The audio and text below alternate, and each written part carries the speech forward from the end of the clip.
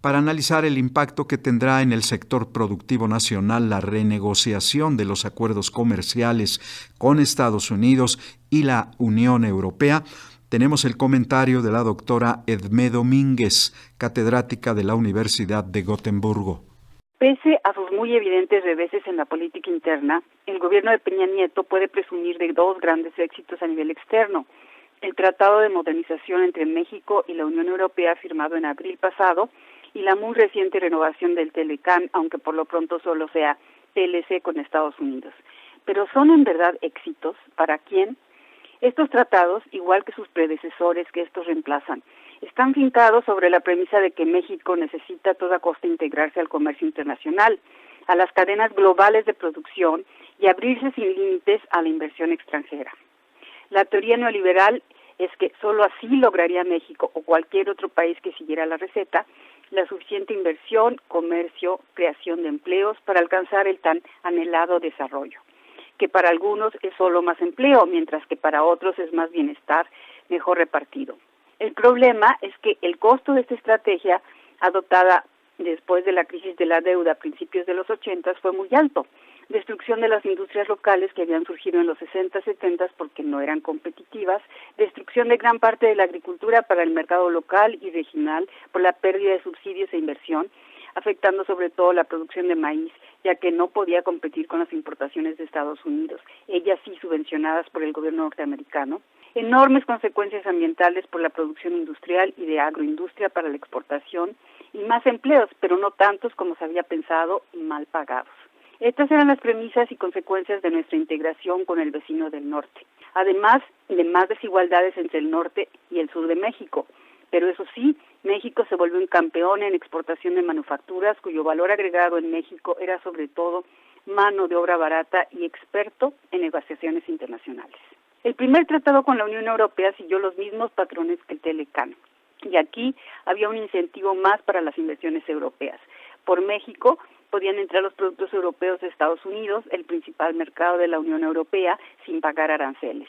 Y si además la mano de obra mexicana era mucho más barata que en Estados Unidos y Canadá, por no hablar de la Unión Europea, pues era puro win-win para los europeos. El tratado no ayudó gran cosa a las exportaciones de México a Europa, pero sí aumentó las inversiones europeas jaladas por el gancho ya mencionado. Pero llegó Trump al poder y dijo, esto no nos conviene, hay que revisar las condiciones de los intercambios.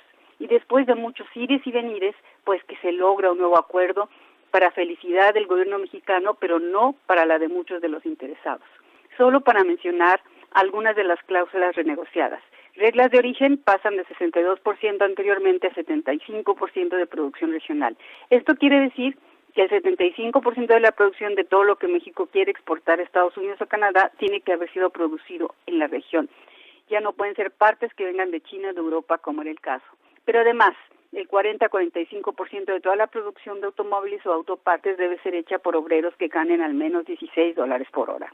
Qué bien, podríamos decir, ahora sí van a subirles el salario a los trabajadores mexicanos, pero ¿por qué lo harían las empresas multinacionales que en esas condiciones preferirán que ese porcentaje sea producido en Estados Unidos o Canadá, o sea, más cerca del mercado consumidor?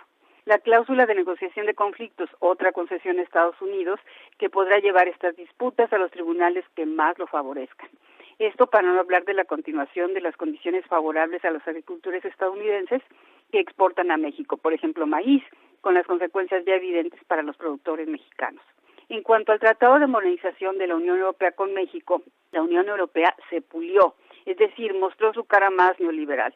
Se trata de un acuerdo súper detallado enfocado a multiplicar exportaciones de alimentos a México, que evidentemente van a afectar a los productores mexicanos, en especial a la industria lechera y avícola. Pero además, el tratado se explaya en una lista interminable de condiciones de protección a sus inversiones y derechos de propiedad intelectual, lo que incluye una cláusula de que está prohibido, así dice, pedirle a esta inversión garantías de desempeño, performance en inglés. Estas garantías se incluían antes en los acuerdos para asegurarse que tal inversión dejaría algo positivo como transferencia de tecnología, por ejemplo. Ahora no se le puede pedir nada. Pero además, las empresas europeas podrán concursar en todas las licitaciones del gobierno mexicano a nivel federal, estatal, municipal, para el abastecimiento de productos y servicios.